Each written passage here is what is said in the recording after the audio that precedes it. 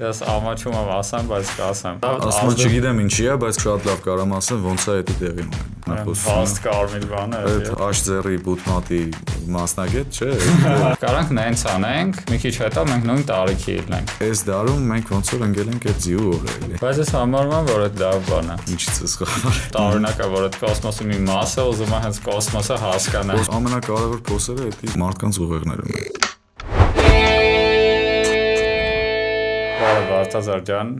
շատ ուրախ եմ քեզ տեսնել։ Փոխադարձ։ Ուզում եմ քեզ խնդրել մի քիչ քո մասին պատմես, որտեղ մենք արդեն մի 7 տարի է իրար ճանաչում ենք, բայց մեր դիտորդների չաթերը երևի քեզ առաջի անգամ են տեսնում։ Ինչ կպատմես, ինչով ես զբաղվում, ինչ ես անում։ Ֆիզիկոս տեսաբան եմ, Երևանի պետական համալսարանում, տեսական ֆիզիկայի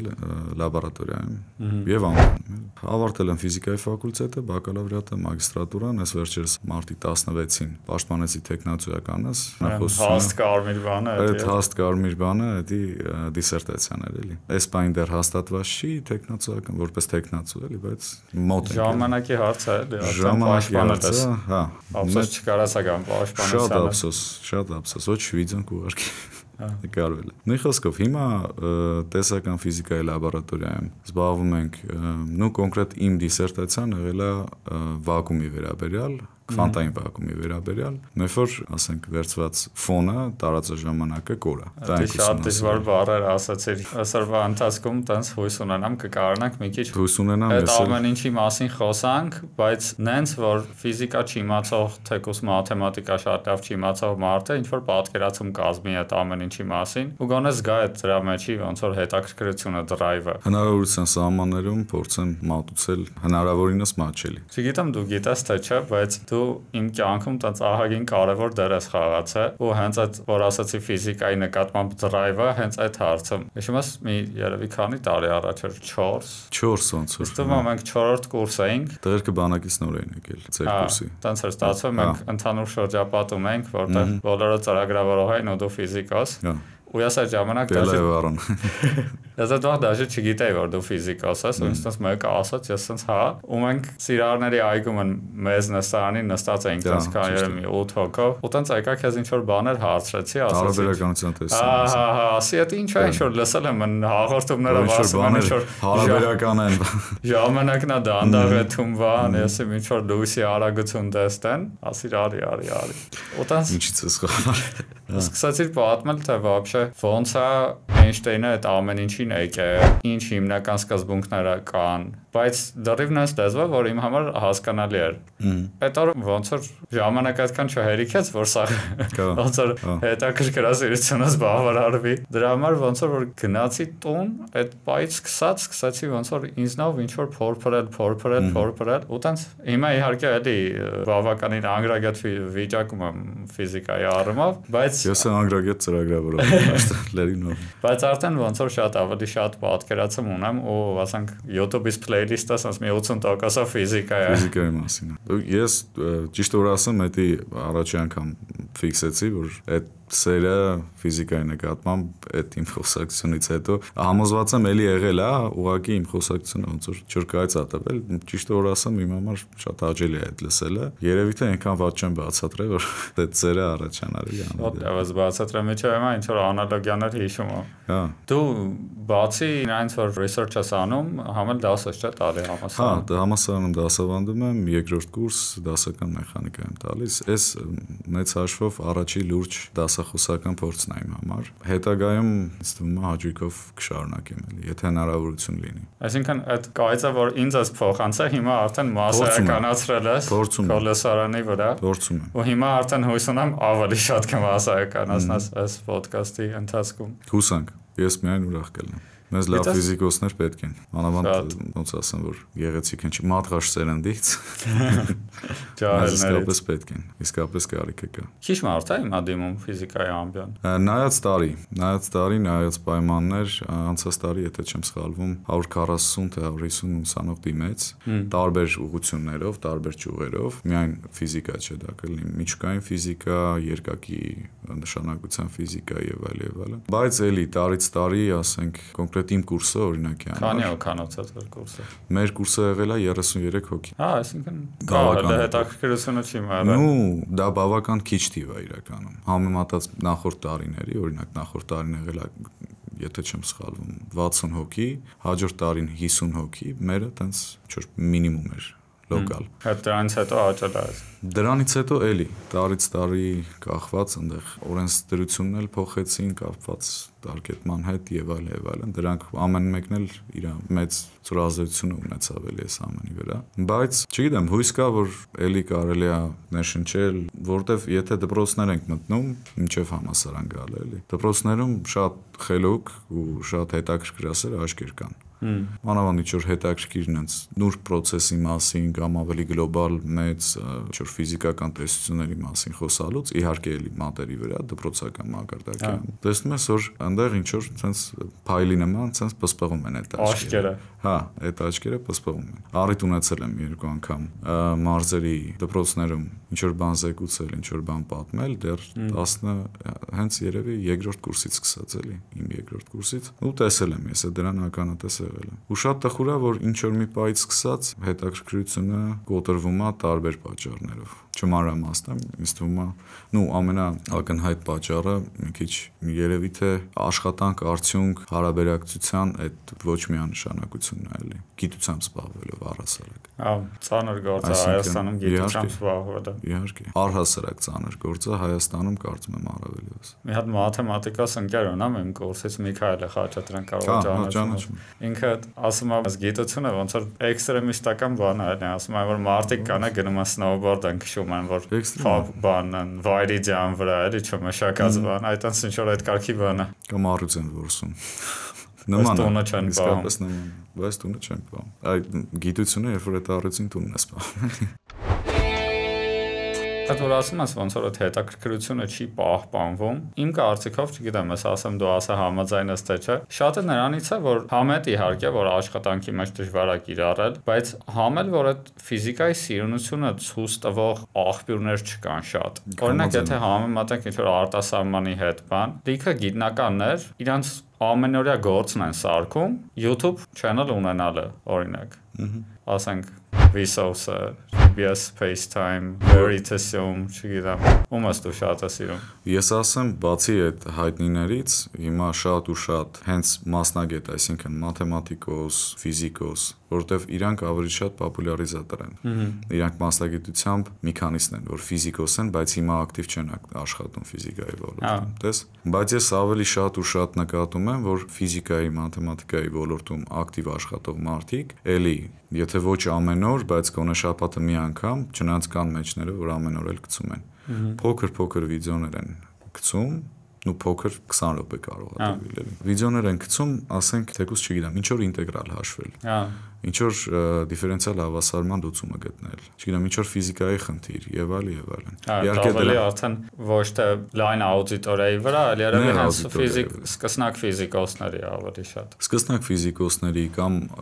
համասարանում սովորող, չգիտեմ, թեկուզ նույնիսկ արդեն հասուն ֆիզիկոսներ, բայց այնտեղ ինչ որ տարական բաներ, որ մոռացվել է կամ լավ չի հիշվում, եւ դրանց մեջ էլ լինում են վիդեոներ, որ արդեն ավելի շեշտը դնում են գլոբալ բաների մասին, ինչ որ մի հատ սիրուն թեորեմի ապացույց, ինչ որ մի հատ սիրուն ֆիզիկական process-ի նկարագրություն եւ այլն։ Ու դա շատ ուրախացնող է։ Շատ։ Որովհետեւ բոլորս էլ գիտենք ինֆորմացիայի հոսքը համարյա էքսպոնենցիալ աճում է մեր դարում։ Այդ թեմայի վրա տեսել ես վերջերս ինտերնետում շատ են ցույց տալի մի հատ ստատիստիկա, թե Հայաստանում որ կայքերն են ամենաշատը search անում մարդիկ։ Ես ամաչում եմ դաժե հարցն է, որ կայքերն են։ Ես ամաչում եմ ասեմ, բայց կասեմ, առաջի մի 3 տեղը on-line կազինոներն են, երկրորդ մի 3 տեղը ամաչում եմ ասեմ ինչն է։ Բոլորս գիտենք։ Պետք է մի բան անել, այդ փոխվի։ Որտեվ օրինակ եթե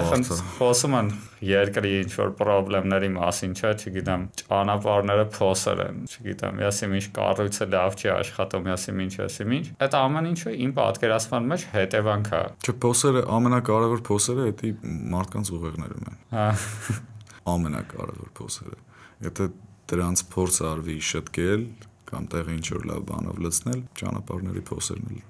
ես կարծում եմ որ կվերանան։ Ավտոմատ։ ավտոմատ։ Այս նոտայի վրա քեզ մի հատ հարց, իսկ դու չես ուզում, ցած ինչ որ լրատվական չէ, ոնց որ ինչ որ մեդիա հարթակ մտնես։ Օրինակ ձեր ամբիոնի ժողովրդի հետ կամ մենակով մի հատ Տես ամբիոնը Veritasium բացած։ Veritasium ճիշտ ասած մտքովս չի անցել, ու ես բանի դժվար է ասել այդ, որովհետև ինքը բավականին պատասխանատու ու բարդ գործ է էլի։ Շատ։ Տես օրինակի համար ես առասարակ կողմնակից եմ այն մտքին, որ եթե մարդը ինչ որ բան դասավանդում է կամ ինչ որ ինֆորմացիա տալիս է, եթե ինքը պետք է տա այդ ինֆորմացիա, ասենք 100%-ը, ինքը պետք է իմանա իրականում 150%, չեմ ասում որ 200%։ Այսինքն հարցերը առաջանալու դեպքում ինքը պետք է ազատ լինի։ Իր ինֆորմացիայի փուլ կոչվածը պետք է իրան թույլ տա բավականին դյուրին ուրեմն միտքը տեղ հասցնել։ Ու դա շատ պատասխանատու գործ է։ Մի բան է ծիրապետել ինֆորմացիային, ու մի բան է իրան ներկայացնել ինչ որ հետաքրքիր ձևի, մանավանդ ֆիզիկայում, որտեվ, չգիտեմ, օրինակ ես հիմա շատ տարված եմ ֆիզիկայով, բայց երևի միջև 3-րդ, 4-րդ կուրս, միջև այդ խոսակցությունը, որ ունեցել ենք, բացարձակ ատոմայի այդ առարկան շատ անհետաքրքիր էր իմ համար այդ։ Ու չգիտեմ, մեծ մասով երևի ինձնից էր, բայց համել այդ ներկայացնելու ձևից, չգիտեմ։ Կա իհարկե, չէ, ներկայացնելու ձևը էլի մարդը կարող է լինի ճկնաղ գիտնական, նույնիսկ հանճարակ գիտնական,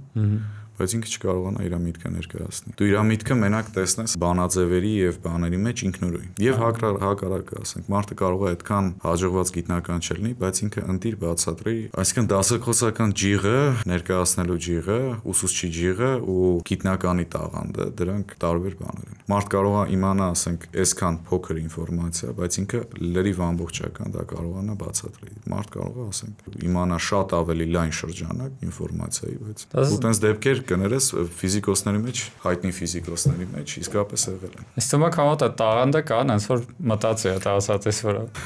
Չգիտեմ։ Ով է քո ամենասիրած ֆիզիկոսը։ Բարդ հարց է, որովհետև եթե հարցը տալիս ես առաջի մարդը, որ մտքից գալիս է, այդպես ֆորմատով, ինտուիտիվ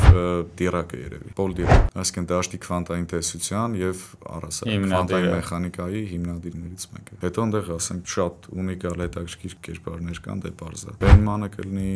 Նիլս Բորը կլինի, Հայզենբերգը կլինի։ Բոլոր տեսությունները, որ թվարկեցիր, հանու գիտնականները, որ իրանց տեսություններով քվանտային դաշտի տեսություն բան, բոլորը արդեն այնքան ինտուիցիայի դաշտից դուրս են, որ լրիվ ոնց որ կախարդանք կլինեն։ Մաքուր կախարդանք էլի, են որ նենց բաներ, որ մարդուն պրոստը գնաս ասես, որ չի ուսումնասիրեք, ասի դա հնարավոր չի, ինչ որ միստիկայի գրքից ես ասում։ Ինտուիտիվ չեն, բայց անկախ ամեն ինչից, նույնիսկ եթե ինտուիտիվ չեն,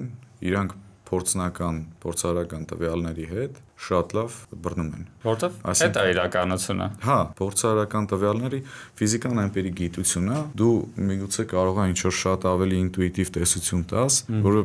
թեկուզ կարող է նույնիսկ ավելի գեղեցիկ լինի, քան թե իրականը, բայց եթե դա փորձի հետ չի բռնում, այդ տեսությունը զուտ մաթեմատիկա է։ Գիտական մեթոդ։ Գիտական ինչ-որ մի հատ սիրուն բան է,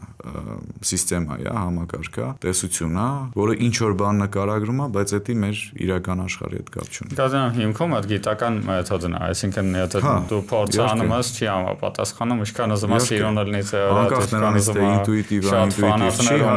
մյուս կողմից էլ ոնց որ ինտուիցիան ձևավորվում է փորձից, էլի։ Փորձ մի քիչ ավելի լայն իմաստով։ Այսինքն, եթե դու, չգիտեմ, քվանտային մեխանիկայով խորանում ես, խնդիրների լուծմամբ, գրքերի կարդացմամբ եւ այլն, այդտեղ արդեն ոնց որ նոր ինտուիցիա ձևավորվի։ Առասարակ ինտուիցիան մեր մոտ ինչից է, դա ոնց որ ավտոմատ բան է։ Դու 7 անգամ ես նույն process-ը տեսել ես, չէ՞։ Դու ինտուիտիվ դրա նման կամ թեկուզ հենց նույնը տեսնում ես, ասում ես, այս հենց է լինելու։ Այս process-ի ընթացքը հենց է։ Հիմա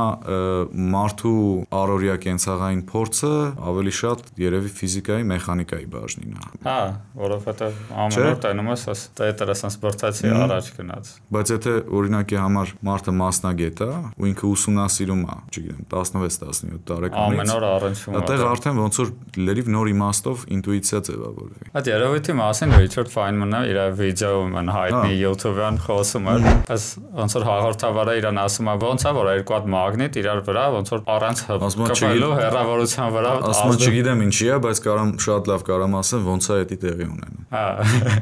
այդ ինչի հարցը մի քիչ իր կոռեկտությունը կորցնում։ Ինքը խորանում է ինչի հարցի մեջ, հա, ու իտավա որ ինքը բացատրի ինչ որ մաթեմատիկական մոդել է տալի, բայց հետո մի հատ շատ հետաքրքիր բան է ասում։ Ասում է, իսկ ձեզ մի հատ հարց տամ, ձեր համար պարզ է ինչի է որ ոնց որ եթե այս author-ը եթե բրթեմ ինքը sense շարժվում է։ Ասում է, հա, դե պարզ է։ Ասում է, բայց իրականում դրա հիմքում նույն բանն է, նույն ուժերն է անգած, ինչ որ այդ մագնիսի։ Այսինքն այդ բրթելուց ճիշտ եմ հասկանում, էլի բրթելուց էլի էլեկտրոմագնիսական փոխազդեցությունների բանն է։ Որովհետև ոնց որ մեր ձեռի ատոմները չեն կպնում տետրի ատոմներին, ավելի եթե խորանանք, այդ էլեկտրոնային ամպեր կոչվածը, այսինքն դպրոցական կուրսից կհիշեն երևի օրբիտալները էլի։ Այդ դրանք ոնց որ իրար մեջ չեն կարող մտնել, էլի։ Իրանց վանողական ուժը կամ միջուկների վանողական ուժը չի թողնում, որ մատը այս տետրի միջով անցնի։ Պարզ բառերով եթե փորձեմ վերաձևակերպեմ, այսինքն ատոմի ու պարզ մոդելը եթե դիտարկենք, ոնց որ մեծում իր կորիզն է, որը ունի դրական լիցք, ինչ որ հեռավորություն հետո գալիս է այդ էլեկտրոնային ամպը, ու այդ հեռավորությունը բավականին մեծ է ատոմի չափերի համեմատ։ Ատոմի միջուկի չափերը ատոմի չափերի համեմատ բավական փոքր են։ Այսինքն այդ շարավիղը, այո։ Այսինքն այդ մեզ ոնց որ մոտեցնում ենք մատը, մեզ այդ ամենամոտիկ մասը այդ էլեկտրոնային ամպերի փոխազդեցությունը, որն էլ բացասական լիցք ունի։ Ու երկու բացասական լիցքերը իրար վանում են, դրա համար ոնց որ մեր մատը վանում է այս տետերը գնում է առաջ։ Կարելի է տենց սևակ։ Ես քեզ sense հարց տամ։ Ցոր հետաքրքիր բան է, չէ՞ ֆիզիկան։ Մանավանդ այս վերջի ոնց որ ինչ կա։ Ես ընթացքում հələ հետաքրքիր է։ Մանավանդ էլի այս վերջի բացահայտումներից հետո, երբ որ ոնց որ ինքը հասարակ այդ ինչ որ նյուտոնյան ֆիզիկայից, որ ասենք, չգիտեմ, ըստ այդտեղ բրթում ես այս կամ այն կամ է գնում, որ երկու տեղից ես բրթում, sense ինչ որ վեկտորների գումարի ուղղությամբ է գնում, անցել է ինչ որ լրիվ հեքիաթային միստիկ բաժին, որ իրականություն է, ապացուցված։ Ինչի է այդ ամեն ինչով հանդերձ, ոնց որ ֆիզիկայի մեջ հետաքրքրությունը հանրության մեջ այդքան քիչ։ Այդ թվում ես, ոնց որ մենք ապրում ենք ոնց որ մեր կյանքերը, հա, այս ամեն ինչը օգտագործում ենք, ման ու չենք խորանում դաժե ինչի մեջ ենք մենք ապրում։ Տարբեր ֆակտորներ կան, տարբեր պատասխաններ կարամ տամ։ Նախ մոտիվացիան։ Զուտ հետաքրքրության առումով, եթե ինքը գիտի, որ այնտեղ կներեք արտադրության համար, ես իմիջքան մաթեմա ճղտած, ինքը դրան մոտ չի գնա։ Մարդ զուտ եթե հետաքրքրության։ Իհարկե ֆիզիկան առանց մաթեմատիկայի հնարավոր չի պատկերացնել։ Այնուամենայնիվ, եթե խոսքը գնում է ինչ-որ հետաքրքրություն առաջացնելու մասին, առանց մաթեմատիկայի էլ կարելի է, ասենք թե փորձել ներկայացնել ինչ-որ էֆեկտներ, ինչ-որ պրոցեսներ առանց հնարավորինս քիչ կամ գոնե թե մաթեմատիկա օգտագործելով։ Բայց ուղղակի այդ մակարդակում գնալով բարթանում է։ Եթե խոսում ենք տես, դու ասացիր ինտուիցիան, չէ՞։ Նու սովորական մարդ չասեմ ուրիշ մասնագիտության տեր մարդկանց համար ինտուիցիան կապված է լրիվ ուրիշ բաների հետ։ Կյանքի փորձի մասնագիտության առանձնահատկությունների հետ մասնագիտական դեֆորմացիա բառը որ ասում են, չէ։ Եվ այլն, դրա հետ է կապված։ Մենք նա շիստիրոնկա ենք դառնում, սա համակարգի մեջ, ու մենք մեր գործը սան շատ լավ անում ենք, բայց այդ որ ասում են աշձերի բուտմատի մասնագետ, չէ, լրիվ դա է, էլի։ Բժիշկների մեջ։ Այնուամենայնիվ, հիմա էդ է, փաստ այդպես է, հիմա ու աշխարհը գնում է շատ ավելի այդ ուղղությամբ, շատ ավելի արագ է գնում դեպի տենց ճյուղավորում, սպեցիալիզացիա։ Division of labor։ Հա, division ու ասենք շատ ֆունդամենտալ մասնագիտական առումով, էլի։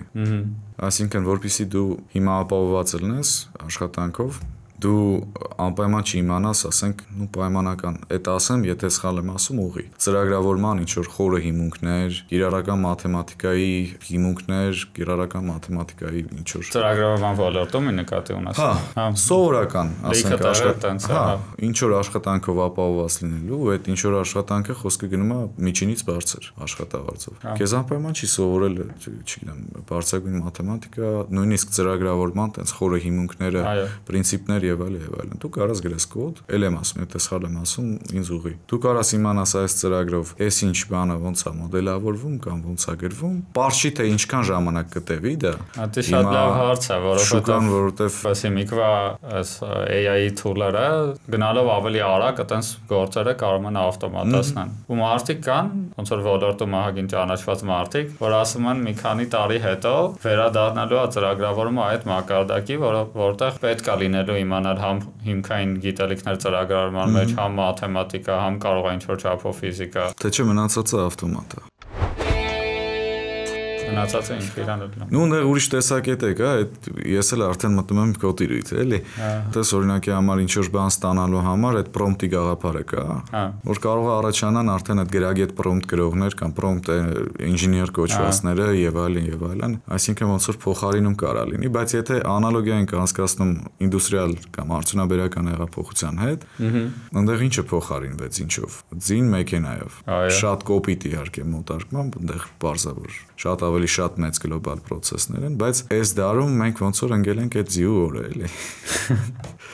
Մենք ենք ձին, էլի, այս դարի։ Ու դա մի քիչ մտահոգիչ է։ Բայց ես համարում եմ, որ այդ լավ բան է։ Չգիտեմ, դա ապագան ցույց կտա։ Հիմա ես ոչ մի անգլերեն ասած speculation չեմ ուզում անեմ։ Ասեմ ինչի նկատի ունեմ, որովհետև հա լոկալ կարող է վատա, ինչ որ մարդիկ կարան իրենց գործերը կորցնեն, ինչ որ ժամանակ իրենց համար վատ լինի, բայց մի քիչ ավելի գլոբալ առումով ոնց որ մարդուն ավելի շատ ժամանակ է մնում ծախսել իր ժամանակը բաների վրա, օրինակ չգիտեմ, թեորետիկ ֆիզիկայի վրա կամ գիրք գրելու վրա, նայած բաների վրա, որ ինքը միշտ երևի հետաքրքրություն է ունեցել, ուզեցել է անի, բայց ստիպված է եղել չանի, որովհետև ինքը այդ շիստիրիոն կա նրա սիստեմի մեջ։ Բան չունեմ ասելու, իսկ եթե արհեստական բանականությունը այնքան զարգանա, որ արդեն ինքը զբաղվի տեսական ֆիզիկայով, այդ ժամանակ ինչ պետք է անի։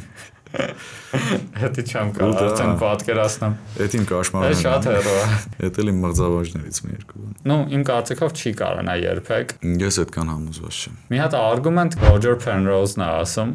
ինքը տենց առաջ է տանում էլի այդ միտքը, ու դրանից ոնց որ հետևում է, որ այս համակարգով կառուցված արհեստական բանականությունը, այսինքն այս նեյրոնային ցանցերը, հա, երբեք չեն կարող հասնել մարդկային լոգիկայի մակարդակին։ Կարամ փորձեմ պրոստը բառերով ասեմ իր արգումենտենչումն է, դու ինձ ասա քո կարծիքով այդ ապացույց է թե չէ։ Ու ինքը մաթեմատիկոս է, հետո նոր ֆիզիկոս, չէ։ Ու իր այդ արգումենտն էլ լրիվ մաթեմատիկայի վրա է։ Մաթեմատիկայի մի հատ մատ լոգիկայի ճյուղ կա, գիտես։ Այդտեղ կա Գյոդելի թեորեմը,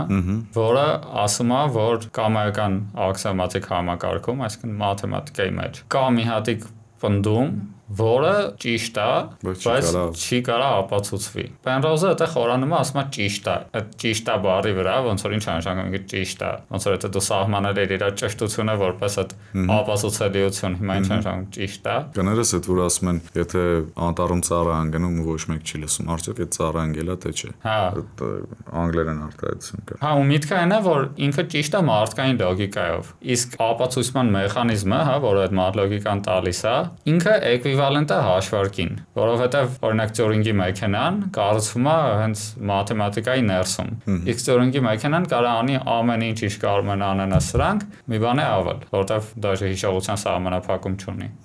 Այսինքն մարդկային ինտելիգենսը հաշվարկ չի, դա իր արգումենտը։ Իր արգումենտին ես մի քիչ ծանոթ եի, որ հաշվարկ չի, այլ ուրիշ ինչ որ մի բան է։ Հա։ Որտեղ միջև հիմա մարդկային գիտակցության, ինտելիգենսի մոդելը այդ են վերցնում, որ ինքը հաշվարկ է։ Կամ ավելի ճիշտ լինի, նեյրոնային ցանց է, այսինքն ինքը ավելի կոնկրետ շատ մեծ քանակությամբ հաշվարկների համախումբ է։ Ինչ որ տենց համակարգ է։ Իսկապես հետաքրքիր է այդ արգումենտացիան։ Համոզված չեմ, որ կարամ պատասխանեմ, թե ինչ կարծիք ունեմ դրա մասին, բայց ամեն դեպքում զուտ բանի տեսանկյունից, sense մի հատ բան ասեմ, շատ ուրախ կլինեմ, որ բարձր որ հաշվարկ չի։ Հաշվարկ չի, այդ իմ համար շատ հուսադրող կլինի էլի։ Կամ ինչ որ ձևով, հետո բացի դրանից, եթե մի քիչ էլ ավելի անգլերեն բառերին շատ եմ հղվում, բայց դե հիմա նորմալ է։ Մետանայենք այս ամեն ինչին, այդ հիպոթեզը տալիս է ով։ Այն ով որ կամ այն սիստեման, Penrose-ի ուղեղը, այս դեպքում տալիս է ինչ որ բնութագիր, ոնց որ իրա հաշվող կամ չհաշվող չլինելու մասին, լինել կամ չլինելու մասին։ Չգիտեմ, այդտեղ հետաքրքիր է, էլի աբսուրդ է։ Օրինակի համար, իսկ եթե վերջ-վերջո հաշվող ինքը սիստեմա է, բայց ինքը չի կարող ապացուցի, որ ինքը հաշվող է, թե հաշվող չի։ Էլի գալիս են Գյոդելին, էլի։ Հա։ Իսկ միգուցե ուղեղն էլ է տենց համակարգ։ Կարա լինի։ Պատկերացրի, այսինքն դե Գյոդելի դեպքում ասում ենք, որ կա մի հատ պնդում, որը չեն կարող ապացուցել, բայց ճիշտ է։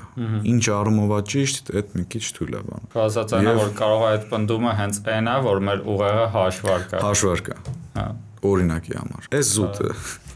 Դե չէ շատ հետաքրքիր է, կուզեմ հետագայում էլ մի քիչ խորանամ իր արգումենտացիաների մեջ։ Penrose-ի արգումենտացիայի մեջ։ Սրա նման էլի իմ ու քո խոսակցությունից մի հատ բան հիշեցի, որ ասում էիր, որ տարօրինակ է, որ ոնց որ մարդիկ տիեզերքի կամ կոսմոսի մի մաս են, չէ՞, ու տարօրինակ է, որ այդ կոսմոսի մի մասը ուզում է հենց կոսմոսը հասկանա։ Կոսմոսը հասկանա, հա։ Ինքը զուտ որպես միտք սիրուն է, էլի հնչում։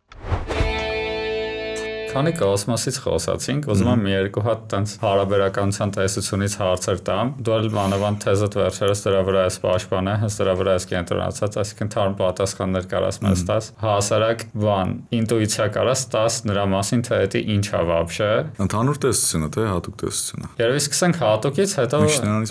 հետո անցնենք ընդհանուրին։ Ընդհանուրը երևի առանց հատուկի չես կարողանա, չէ՞, բացատրել։ Բայց մի հատ sense պրոստը մարդկային հարց։ Հիմա ես եմ ու տատիկսը։ Կարանք նենց անենք, մի քիչ հետո մենք նույն տարիքի լինենք։ Դա երևի թե տանում ես այդ երկվորյակների պարադոքսին, չէ՞։ Թե պարադոքսին այդքան չէ, այդքան ուզում եմ ասեի, այդ ժամանակը եթե հարաբերական է, ինքը կարող է դանդաղի բանանի,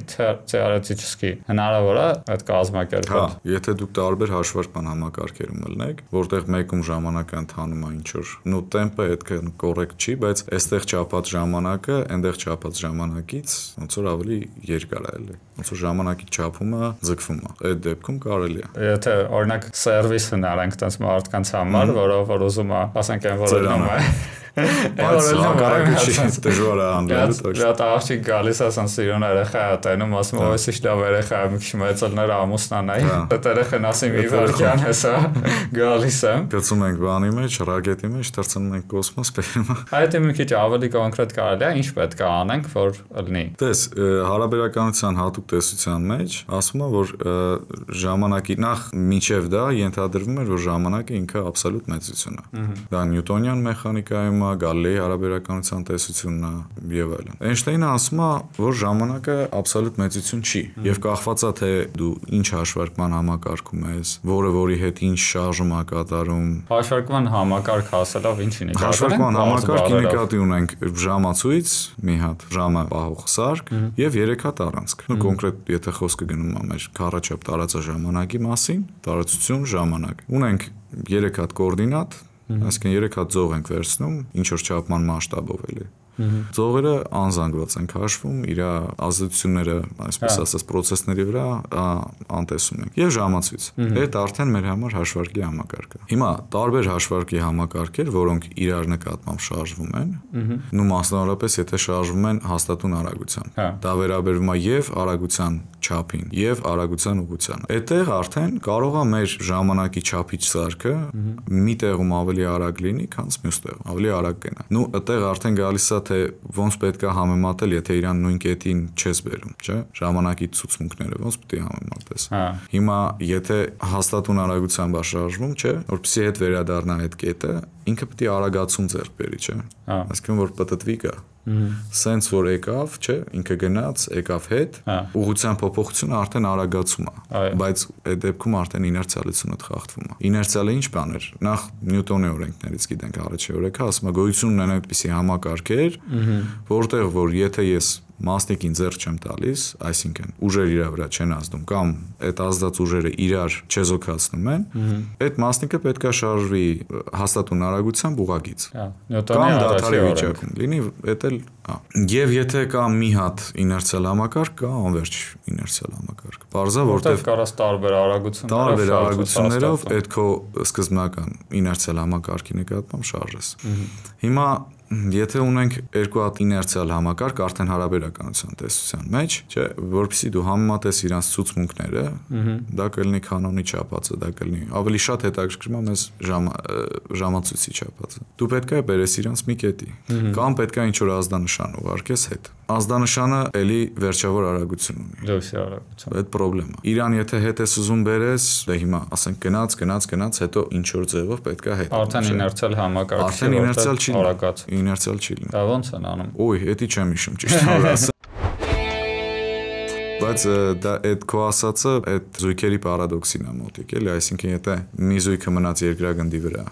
մյուսը շարժվեց, հետ եկավ։ Ինչ հիմա մեկը մյուսից ծեր է լինելու։ Եվ ոնց է ստացվում։ Պարադոքսը թվում է թե տենց ինչ որ օթում թեորետիկ բան է, բայց այս ահագին պրակտիկա չէ, որովհետև տարիքը, եթե հաշվենք ոչ թե ֆորմալ քանի տարեկան ենք իրան համարում, այլ ասենք որ մարդուն տենաս կհասկանաս, չէ, ինքը ջահել է թե ծեր է։ Հիմա հնարավոր է, չէ, ինձ տանել մեծ արագությամբ ֆրցնել կամ մեծ գրավիտացիոն դաշտերում մանտալ,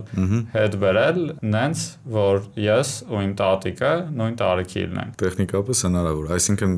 ֆիզիկայի օրենքներով ոչ մի բան չի խանգարում դրան։ Դրա համար ինչ պետք է լինի։ Մեծ արագությամբ։ Մեծ արագություններ, այսինքն եթե նայում ենք, կարելի է նույնիսկ դնել հաշվել, էլի, թե մարդկային կյանքի տևողությունը ինչ կանա, պրակտիկ կլինի, եթե այդ ճանապարհորդությունը, չգիտեմ, 100 տարի չի, էլի։ Հա, շուտ։ Եթե 100 տարի չի, այսինքն երկար չի, ուրեմն պետք է լինի մեծ արագություններով, էլի։ Այսինքն երկար ժամանակ չի անցնում, ուղղակի մեծ արագություն է։ Այն համակարգը, որտեղ որ դու ես, հա, որ պիտի դառնաս արդեն ավելի մեծ տարիքի, այդ համակարգը մեծ արագություններով է։ Ինչքան մեծ, դա պետք է լինի հաշվել, տեսնել, թե ինչքան մեծ է պետք, որպեսզի տեղավորվի տրված ուզած ժամանակահատվածում։ Ասենք մեզ պետք է, որ դու 15 րոպե տենց թռնես, հետ գաս, բայց էֆեկտը լինի, որ դու ավելի ճիշտ այս դեպքում դու չես թռնում։ Տատիկը սաթռնում ես ուզում ասել, որովհետև այսինքն, եթե դու շարժում ես ինչ որ արագությամբ ռակետի մեջ թռնում ես քո համար ժամանակը անցնում է ավելի դանդաղ։ Այսինքն, եթե տատիկից դնենք, ինքը միջև, ասենք 85-ից 86 տարեկան դառնա, ես կարող եմ դառնամ 70 կամ էլի 86։ Կարելի է նույնիսկ դնել հաշվել, էլի, թե ինչը հիմա չենք անի։ Ինչի հիմա չենք անի, ինչը կթողնենք տնային աշխատանք։ Ինձ էլ բոլորին էլ, էլի։ Առաջի բանն էր, որ ինձ ոնց որ գրավեց, էլի, իմ համար այդ հրաշքա, որը իրականություն է։ Որպես իրականություն ինքը էլի, ասենք, մեծ համակարգեր, տենց մակրո համակարգեր լույսի արագությամբ, ներողություն, լույսի արագությամբ չէ, լույսի արագությանը մոտ արագություններով շարժելը է դժվար գործ է, էլի։ Հələ որ նայում են, ասենք, մասնիկներ, պայմանական կարա լինի կոսմիկական ճառագայթներ կամ երկրագնդի վրա հենց արագացված ինչ որ մասնիկներ, դա կլինի կալայդերներում, ցիկլատրոններում եւ որ լույսի արագությանը մոտ են, բայց այդ մասնիկները 10 մինուս քանի աշճան փուճուր են։ Բայց իրանց հաշվարկներում այդ ռելատիվիստիկ բաները, ուղումները անում են ռելատիվիստիկ ուղումները միշտ անում են։ Այսինքն հենց այն գլխից իրանք ռելատիվիստիկ են հաշվում։ Սովորաբար եթե ասենք, չգիտեմ, քո արագությունների տիրույթը լույսի արագության 1%-ի չափ է, դու կարաս խուսափես այդ բաներից։ Բայց դրանից մեծ արդեն, ասենք, եթե լույսի արագության 10%-ի չափ արագություն ունես, ժամանակ արդեն դու պետք է հաշվի առնես։ Օրինակ մարդիկ կան, այս վերջերս մի հատ խոսակցություն եմ ունեցել, որտեղ խոսում է ես ինչ որ հարաբերական տեսության մասին ընկերոջս հետ, ինքը ասում է, հա հետաքրքիր է, բայց մեկը մենք երբեք ոչ այդքան մեծ արագությունների ենք բախվում, ոչ այդքան մեծ էներգիաների գրավիտացիայի, որ այդ ինչ որ ազդեցություն ունենա, բայց այս քո ասածը ասում է, որ չէ, դա չի, դաժե այդ փոքր մասնիկների հաշվարկներում մենք պետք է այդ հաշվի առնենք։ Օրինակի համար ես դու նստած ենք ստեղ, չէ՞։ Տիեզերքից, ասենք, միլիոնավոր մասնիկներ գալի մտնում են մեր երկրագնդի ատմոսֆերա, հետո ինչ որ ցրումներ են տեղի ունենում, իրանք էլի նոր մասնիկներ են ծնում, իրանց էներգիան եթե բավականացնում է, եթե չէ, իրանք զուտ ատմոսֆերան անցնելով կամ բախվում են կամ գալի հասնում են մեզ։ Եվ այդ արագությունները կարող է եւ լինեն, ասենք, լույսի արագությանը մոտ արագություններ։ Այսինքն ասել թե էֆեկտ չեն տալիս, մի քիչ այդքան է կոռեկտ չի, ճիշտ չի։ Ճառագայթումը գրանցումել են, այդ ճառագայթումը ուսումնասիրումել են կոսմիկական ճառագայթները։ Մի հատ վիդեո կար, ալի Vsauce-ի, մի հատ երևույթի մասին էր պատմում, որտեղ ենթադրաբար ինչ որ երկրի չեմիշն որներ ընտրությունների ժամանակ, այդ ընտրությունները էլեկտրոնային էին, էլի, հաշվարկը էլեկտրոնային էր լինում, ու ինչ որ մեկի ձայները ավելի շատ էին գրանցվել, քան թե որ սպասվում էր, ու ինքը ոնց որ հաղթել էր, էլի։ Ես ոնց որ հիշեցի, հա։ Պատճառը բայց չեմ հիշում որն է։ Պատճառը հենց այդ քո ասած մասնիկներն էին, որ ինչ որ բիթ համակարգչի մեջ փոխվել էր։ Հա, փոխվել էր։ Պարզվում է դրանից հետո ուսումնասիրել են, որ շատ է տենց լնում, ու հիմա արդեն բաները, համակարգիչները ինչ որ պաշտպանական մեխանիզմներ ունեն, ասենք error correction code-եր ունեն, բան հաշվի են առնում, որ մեկ-մեկ դրա հաշվին կարող է փոխվի, իրանք մեկը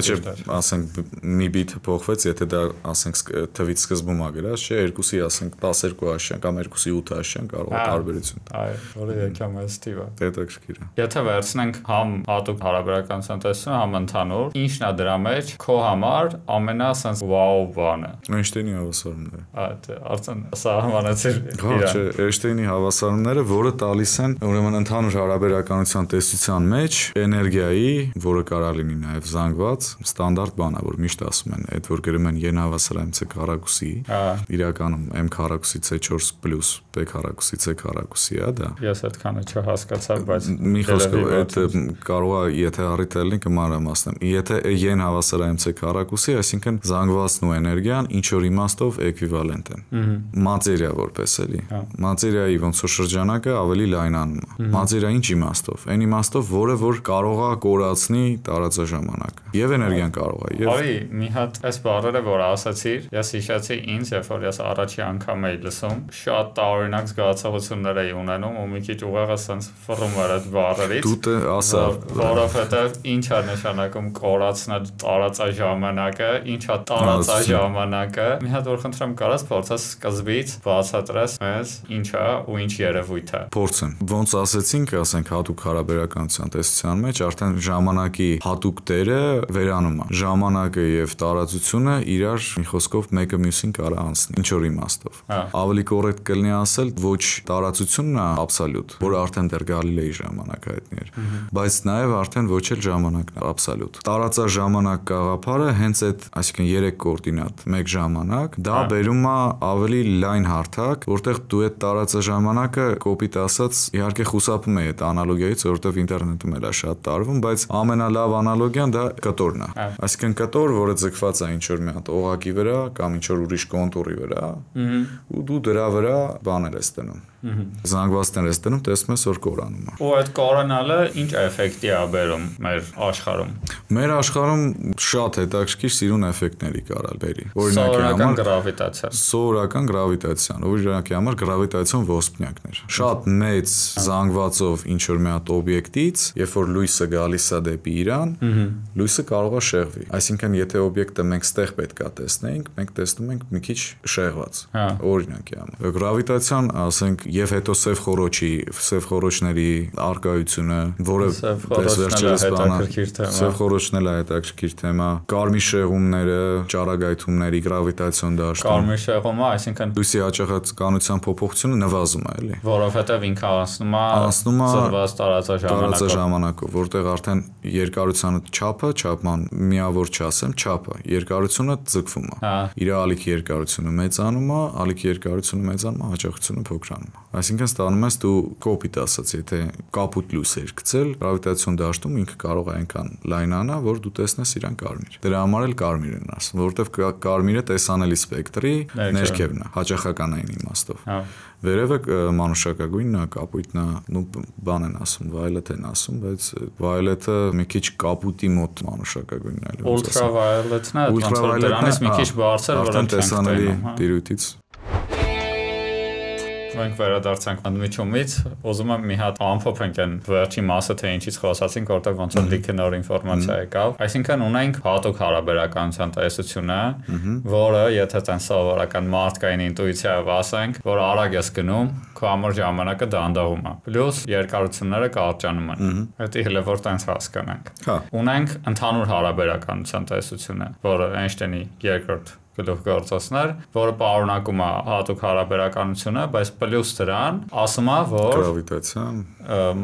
մասան կամ ընդհանուր դեպքում էներգիան, որովհետև մասան ու էներգիան իրար համեմատելի բաներ են, ծռում է ժամանակ տարածությունը, այդ էլ որ էլի բերենք մեր մարդկային ինտուիցիայի, մեծ մասա ունեցող օբյեկտների կողքը, նախ ժամանակը անցնում է դանդաղ, ու բացի դրանից առաջանում է հենց գրավիտացիայի էֆեկտը։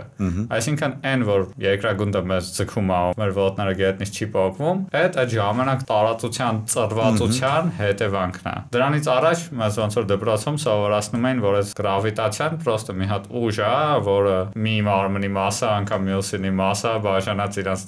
հեռավորության քառակուսի անգամ մի հատ կոնստանտ է դա, բայց դա հիմա սխալ է, այսինքն ճշգրիտ չի։ Այս մոդելը ավելի լավ է նկարագրում իրականությունը, գրավիտացիան։ Հիմա այդ մտքով, որ գրավիտացիան դանդաղացնում է բանը։ Կինոն տեսել ես Interstellar-ը։ Այդտեղ մի հատ կբացատրես ինչա տեղի ունենում։ Էլի, իրանք քանի որ եթե չեմ սխալվում, գնում են ավելի ծանր, չէ՞։ Հա, մեծ մոլորակ, ու դա սև խորոչին ավելի մոտիկ է լինում, չէ՞, այդ գարգանտիա սև խորոչն է լինում, թե որն է լինում։ Վերջում որ ինքն գնում է դրա մեջ։ Հա, չէ, վերջը չի ասում, ուղղակի պրոստը որ մի հատ մեծ բան են գնում, մեծ մոլորակ են գնում, համ պետքա իրանք գնան այդ մոլորակին հասնեն, այդ ընթացքում էլի իրանց համար ավելի դանդաղանում։ Հետո էլի բան են անում, արդեն գնում են, նո այնտեղ զանգվածը արդեն այդքան էական չի էլի։ Դե մեծ մոլորակում все-таки ավելի արագ է բան անելու։ Այնտեղ մենք ոնց ասացինք, շարժվում բամել, ավելի արագ է ընթանում ժամանակը։ Հա, սկզբում ասացինք, այդ երևի կարող է սխալ ասացինք էլի։ Արագ է ընթանում թե դանդաղ է ընթանում։ Արագ է ընթանում, մեծ մասաների դեպքում։ Մեծ մասայի կողքը ավելի արագ է ընթանում։ Կինոյում հակառակն էր, ներողություն։ Դանդաղ է ընթանում, կառնեցի սաղիրը։ Մի խոսքով, մեծ մասայի շրջակայքում ինքը ավելի դանդաղ է ընթանում, դանդաղ ընթանալով հանդերձ այդ մարդու տարիքը, չէ, ավելի դանդաղ է փոխվում, քան մնացածինը, ովքեր որ, ասենք, ուրիշ գրավիտացիոն դաշտում են։ Ստացվում է մեկի համար մի տարին կարող է տևի, մյուսի համար չեմ հիշում ինչ կաներ, այդ հարաբերակցությունը 17 տարի էր թե ինչ էր։ Հա, ես հիշում եմ, որ ինքը հետո հետ է գալի երկիր ու տենում է, որ իր աղջիկը իրանից արդեն մեծ է։ Դա էդ է։ Իսկ ինչ վերաբերում է Նյուտոնի բանաձևը, շատ լավ կիրառելի է ինչ որ արագությունների տիրույթում ու ինչ որ զանգվածների համար։ Բայց հենց մեկը մեր արագակնային համակարգում երևույթներ կան, որ նյուտոնյան մեխանիկայով չեն բացատրվում։ Օրինակ Մերկուրի մոլորակի օրբիտի կամ ուղեծրի պրեցեսիան։ Ինչ բան է պրեցեսիա, որ մենք գիտենք, որ առասարակ տիեզերական օբյեկտները, չէ,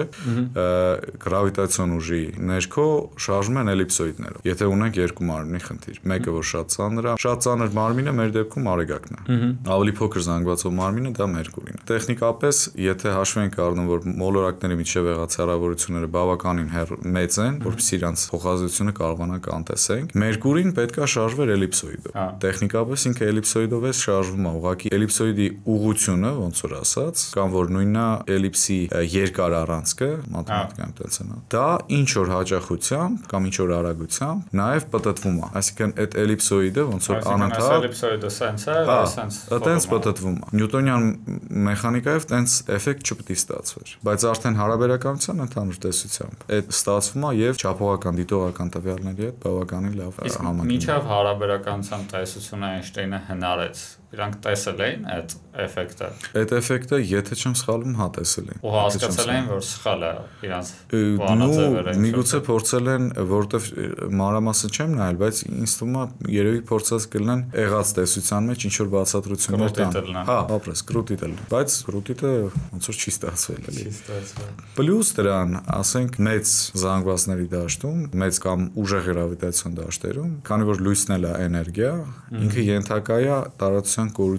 կորությունը ոնց որ զգալու։ Այսինքն մեծ զանգվածի շուրջ, եթե լույսը պետք է ուղիղ գնար, ինքը իր տրայեկտորիան փոխում է, ծռվում է։ Բայց որ ասում ենք ծռվում է, ասենք լույսից, ինքը ծռվում է մեր պատկերացրած ուղիղ տարածաշրջանակի մեջ, բայց այդ կոր տարածաշրջանակի մեջ այդ ծռվածը ընդեղի ուղիղն է, չէ՞։ Հա, դե այդ արդեն ասում ես գեոդեզիականների գաղափարները։ Այսինքն այն տրայեկտորիան երկու կետերի միջև տրված, ասենք թե զանգվածներով եւ ուրիշ բաներով խնդրում էլի, էներգիայի բաշխումով եւ այլն։ Դա այն տրայեկտորիան է, որով կշարժվեր լույսը։ Այսինքն իր իմաստով կամ որ նույնն է այդ տարածաշրջանակի իմաստով, դա ոնց որ ինչ որ մի հատ մինիմալ ճանապարհ է։ Ամենակարճ ճանապարհն է։ Ամենակարճ ճանապարհը։ Մեր սովորական գեոմետրիայում երկու կետերի միացնող ամենակարճ ճանապարհը դա ուղիղն է։ Ընդեղ էլ է տենց, ուղղակի ընդեղի ուղիղը մեր մոտ տեսնում է որպես ծուռ բան։ Եվ հետո ասեմ, այ եթե անդրադարձ գնաց թե Էյնշտեյնից առաջ առասարակ ինչ էր այդ առումով, դրա հիմունքները դեռ Էյնշտեյնից առաջ է տրվել։ Դա ասենք Լոբաչևսկու հարաշիվնա ներողություն երկրաչափությունն է։ Այսինքն դիտարկվում է երկրաչափությունը, որտեղ երկու զուգահեռ կորերը կարան պատվեն պայմանական։ Կամ կետից մի հատ ուղին կարելի է մի քանի հատ զուգահեռ։ 5-րդ պոստուլատը ժխտում են։ Ժխտում են։ Կամ օրինակի համար երանգյան կողմերի գումարը 180-ից մեծ է ստացվում, կամ փոքր է ստացվում։ Իրանք վերցնում են դա որպես ճշմարտություն, որովհետեւ մաթեմատիկան տենց է, չէ՞, կառուցվում։ Դու վերցնում ես ինչ որ մի քանի հատ աքսիոմներ, որ պնդումները, որ դու մտածում ես, որ սրանք ճիշտ են, այնքան որ իրանք չհակասեն, լուբոյ չհակասող բառներ իրար կարաս վերցնես։ Ու դրա վրա զարգացնում ես մաթեմատիկան։ Ու հիմա ոնց որ կային ինչ որ բաներ, որոնք ինտուիտիվ Էվկլիդը կառուցել էր, օրինակ որ մի ուղով ու մի կետով կարաս մի կետով մի ուղին կարաս տանես մենակ մի հատիկ զուգահեռ ուղի, որը նորմալ է, բայց արի դες որ դա ժխտել են ու ինքը մեկը չի հակասե մնացած աքսիոմներին, այսինքն մնացել է էլի ճշգրիտ մաթեմատիկա, իրան զարգացրել են ու պարզվել է որ ինքը նկարագրում է մեր աշխարհը։ Ծրված տարածաշրջանը։ Դե եթե գոնե թե առաջի հայացքից հետաքրքիր չի այդ ամեն ինչը, չգիտեմ ինչը պետք է հետաքրքիր լինի։ Իսկապես շատ հետաքրքիր է։ Եթե դու հետաքրքրված ես սրանով, երևի հետաքրքրված ես հետաքրքիր բաներով։ Հետաքրքրվելով հետաքրքրված ես։ Էյնշտեյնը իր տեսությունը կառուցել է առանց ինչ-որ դիտողական տվյալների։ Այսինքն դիտողական տվյալներից ելնելով չի, որ ինքը նյուտոնյան մեխանիկան ժխտել է անցնելով նոր տեսության։ Դրանք եղել են լրիվ դեդուկտիվ, ուրեմն տրամաբանական շղթայի արդյունքներ։ Ինչի վրա է հիմնվել։ Հիմնվել է, ասենց ասեմ, մի քիչ անդրադարձ անենք Մաքսվելի հավասարումների վրա, որոնք էլեկտրադինամիկան են նկարագրում, էլեկտրական եւ մագնիսական դաշտերի, ուրեմն դաշտերն են նկարագրում։ Մաքսվելի հավասարումներում առաջանում է այդ ազդանշանի կամ որ այդտեղ լույսն է, էլի համարվում, լույսի արագության գաղափարը։ Լույսի արագության գաղափարը էլի դրանից առաջ շոշափվել է, բայց մաթեմատիկական ինքը ֆորմալ տեսք ստացել է միայն, ասենք, Մաքսվելի հավասարումների միջոցով։ Նախ այն, որ լույսը էլեկտրամագնիսական ալիք է, դա է հաստատվել, հետո արդեն այդ էլեկտրամագնիսական ալիքների արագությունը ասոցացվել է արդեն լույսի արագության հետ։ Հիմա այնտեղ, քանի որ այդ լույսի արագություն կոչվածը մտնում է հավասարումների մեջ եւ բացի դրանից այդ լույսի արագությունը տարբեր իներցիալ համակարգերում պետք է նույնը լինի, դրանից հարց է առաջացել այդ դեպքում ուր կորավ ժամանակի աբսոլյուտությունը, ժամանակի բացարձակությունը։ Դրանից արդեն Լորենցն է ենթադրել, որ կա ինչ որ մի ձևափոխությունների դաս, ասենց ասեմ, որը արդեն այդ ոչ աբսոլյուտ ժամանակի, մի խոսքով ինքը փոխարինում է մի իներցիալ հաշվարկի համակարգից մյուս իներցիալ հաշվարկի համակարգ անցումը, բայց արդեն ու դրա հետևանքով այդ ժամանակի դանդաղելու էֆեկտը լինում։ Ես հիշեցի, որ դու ինձ այդ որ ասում էի 4 տարի առաջ բացատրում էիր, հենց այս երևույթի մասին պատմում էիր։ Հիշում եմ, որ դու սենց ասացիր, ասում եմ, հասկացել ենք, որ լույսի արագությունը կոնստանտ է Մաքսվելի հավասարումներից, բայց մյուս կողմից էլ այդ գաղափարը կա, որ կամայական իներցիալ համակարգում ֆիզիկայի օրենքները նույնը պետք է լինեն։ Այսինքն, եթե դու հաստատուն արագությամբ շարժվում ես, թե դու կանգնած ես, դու չպետք է կարողանաս ոչ մի էքսպերիմենտով տարբերես ներսում։ Բայց եթե դու լույսի ճառագայթը գցես այս կողմ, ու դու շարժվում ես այս կողմ, սովորական մեր պատկերացրած ֆիզիկայի մեջ պետք է որ այդ արագությունները գումարվեն, չէ՞։ Ու ստացվեր, որ լույսը շարժվում է ավելի արագ, քան թե լույսի արագությունը։ Մի Էյնշտեյնը ասել է, ուրեմն մի բան նիտ է։ Ժամանակը լավը չի։ Հա։ Փոխեք ձեր ժամանակը։ Ինքը բացարձակ չի, ինքը ինչպես եւ կոորդինատները կամ տարածությունը հարաբերական է։ Դրանից էլ հենց հարաբերականություն տեսության անունն է, էլի, հարաբերական։ Կախված է հաշվարկի համակարգից։ Ստե բացի հենց թեորիայից համել իմ համար շատ սիրուն է երևում այն, որ մարդը կարա պրոստը տունը իր ձիվանին նստի, ինչ որ բաներ ընդ պատկերացնի, մտածի բանման, հետո դա ոնց որ ինչ որ թղթի վրա գրի, հետո բացվի վայ սա աշխարհը տենց է աշխատում։ Ու եղած տեսությունների մեջ գեղեցկությունը հենց հարաբերականության ընդհանուր տեսության հենց դրանում էլ կայանում է, որ մարդը որոշակի տրամաբանական եզրակացություններից, շղթաներից ելնելով ստացել է տեսություն, որ հետո նոր արդեն փորձով ապացուցվել է։ Շատ սիրուն է։ Ու հիմա էլ տեսական ֆիզիկայում ոնց որ նույնիսկ չէ, շատ մոդելներ արդի ֆիզիկայում խոսքը գնում է կամ շատ մեծ զանգվածների կամ շատ մեծ էներգիաների մասին, դա եւ մեծ մասշտաբների ֆիզիկայի մասին է խոսքը եւ փոքր մասշտաբների, եւ քվանտային եւ ասենք գրավիտացիա եւ այլն։ Որ դրանց հաստատման համար փորձերը պահանջում են ահռելի մեծ էներգիաներ։ Իրանք տեխնիկապես բարձել չի առաջիկա 200 տարում կամ 300 տարում մարդը կհասնի այդպիսի էներգետիկ մակարդակների, բայց այնուամենայնիվ տեսությունը շարունակում է։ Նույնիսկ չունենալով փորձարարական տվյալներ, առաջարկվում են էլի մոդելներ, որոնք եղածի հետ լավ են բռնում, բայց լրիվ հաստատման համար պահանջում են մեծ էներգիա։ Ու այդ նոր բոլոր մոդելներում ինչ որ մի բան կամ մի քանի բան, որ մեզ թվում է սովորական, ժխտվում է։ Կամ բերվում է ավելի կոռեկտ կլինի ասել, բերվում է որպես սահմանային ինչ որ մի հատ արժեք էլի։ Անալոգիան բերեմ Էյնշտեյնի հարաբերականության տեսությունը, երբ որ մենք մեր արագությունները շատ ավելի փոքր լույսի արագությունից, դա իսկապես գալիս հանգում է Նյուտոնի գրավիտացիայի փոխազդեցությանը եւ նյուտոնյան մեխանիկային։ Էյնշտեյնը պրոստը նստեց մտածեց, որ տիպը կարող է ժամանակը տարբեր արագություններով է հոսում տարբեր տեղեր։ Նույն ձևը ուրիշ գիտնականներ նստած մտածում են կարող է, չգիտեմ, մասնիկը լարա օրինակ։ Լարա, որը sense շարժվում է կամ մասնիկը միաժամանակ համստեղ միջև չչափես ու բոլոր ինչ որ այդ ինտուիտիվ բարիերները, որ մեր ուղեղը միջև այդ կառուցել է, իրանք ոնց որ այդ ազատությունը իրանց տալիս են, որ ասեն կարող է տենց չի։ Էդի իմ կարծիքով մարդկության ամենամեծ հասած բանն է, ինչի եմ տես մտածում, որովհետև մի հատ ֆիլիսոփա ընկեր ունեմ, հենց մասնագիտության ֆիլիսոփա է, իր զրուցում է մի հատ բան ասած, ասում է Կանտը մի հատ արգումենտ ուներ մարդկային մտածողության սահմանափակ լինելու մասին, ասում է, քանի որ մենք կարող ենք մտածել մենակ մեր զգայարանների միջոցով, մեր ինտուիցիան այդքան է հերիքում, մենք դրանից ավել բան չենք կարող հասկանալ, այսինքն կարող է ինչ-որ բան կա, որ դրանից դուրս է ու չենք կարող մենք դա հասկանալ երբեք։ Բայց այս ցույց է տալի, որ մենք կարում ենք իրականում։ Կարում ենք եւ հետո էլ չափում տեսնում ենք, որ իսկապես ճիշտ է։ Հա, այսինքն մեր զգայարաններից լրիվ տարբեր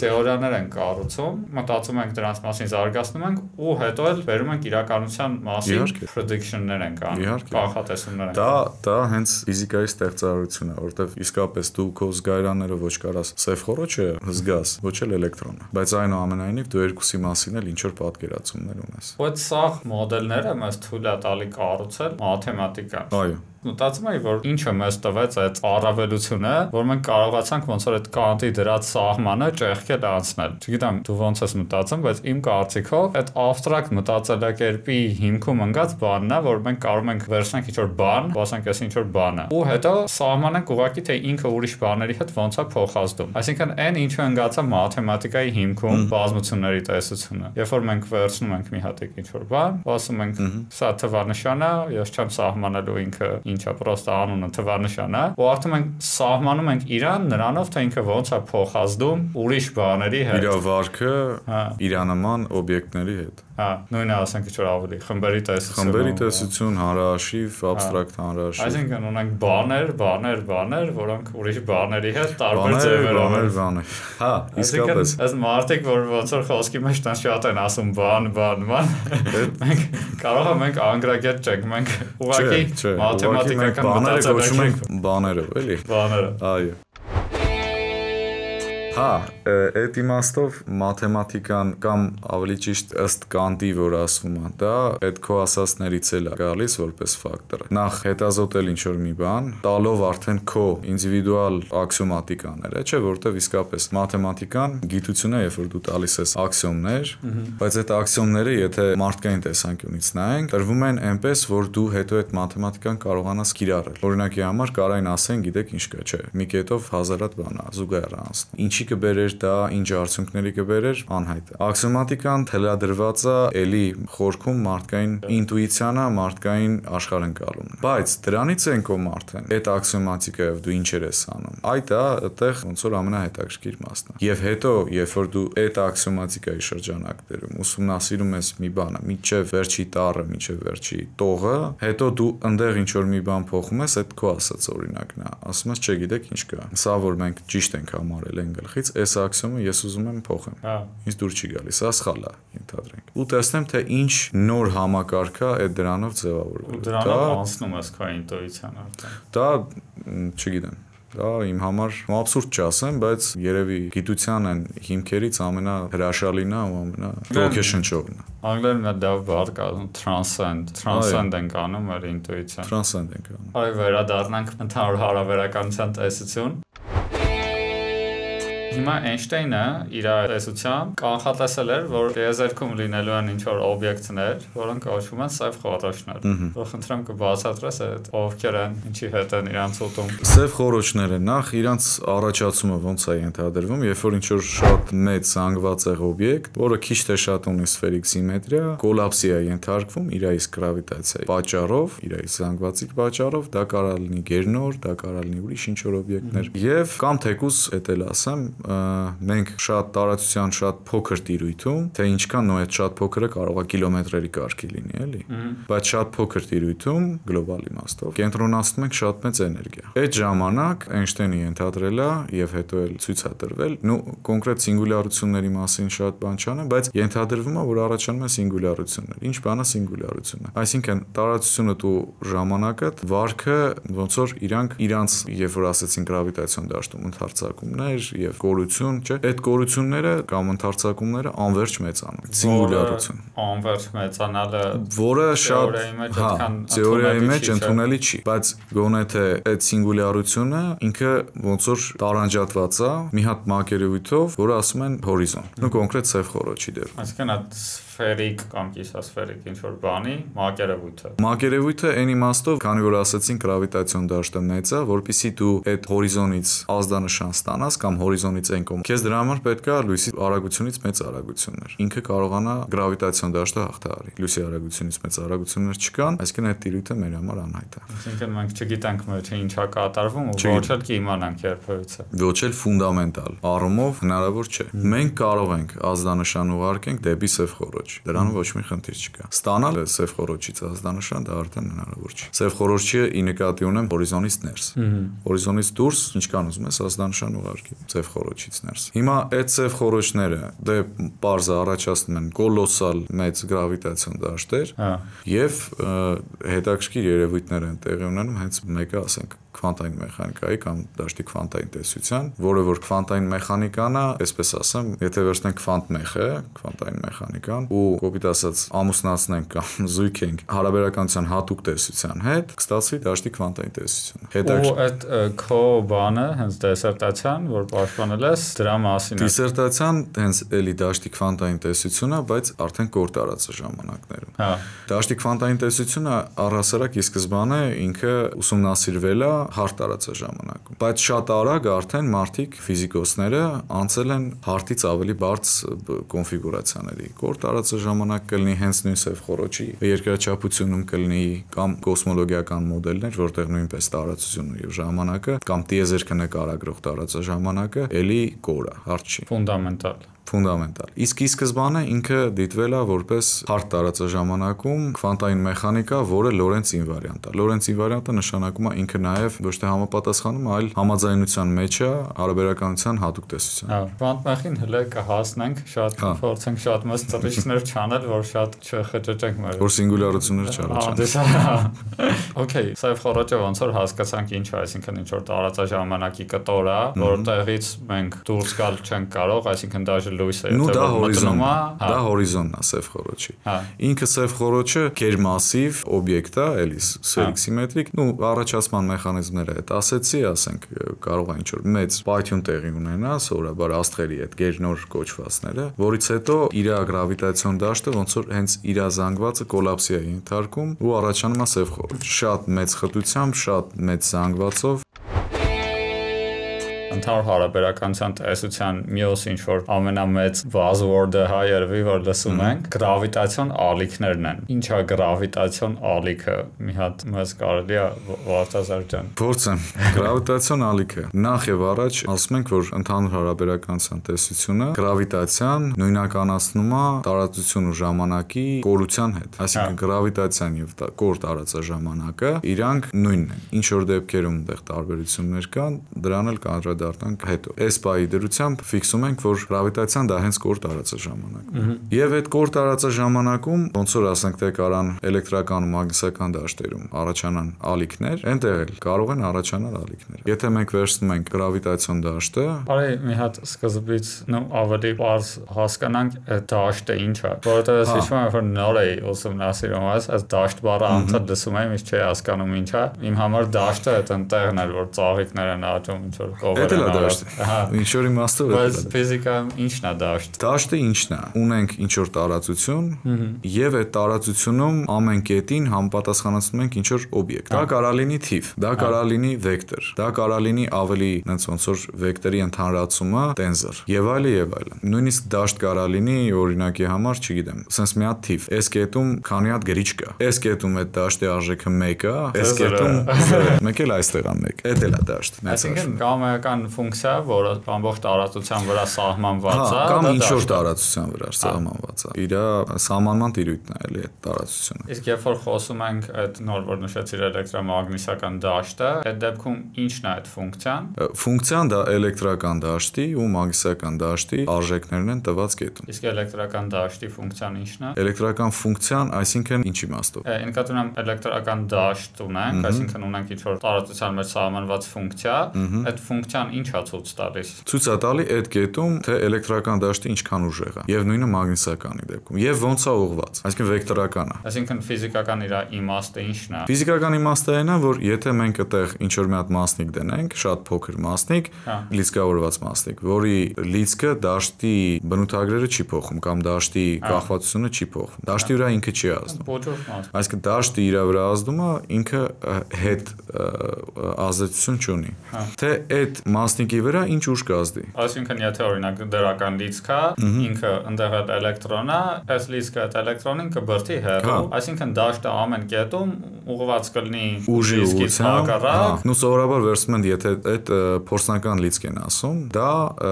սովորաբար դե վերցնում են դրական լիցքը, ըստ դրա եթե դու բացասական լիցք ես վերցնում, հակառակ ուղղությամբ է լինում։ Բայց դրական լիցքի վրա ազդող ուժի ուղղությունը եւ երկարությունն էլ, այսինքն այդ ուժգնությունը հավասար է կամ լարվածությունը հավասար է այդ ուժը բաժանած քո լիցքին։ Այսինքն դաշտը հասկացանք, հիմա եթե ունենք գրավիտացիոն դաշտ, գրավիտացիոնն էլ ես նույնիսկ ենթադրելով, այսինքն իր ֆիզիկական իմաստը կլինի, թե այդ կետում քողականության ուժը այդ մարմնի վրա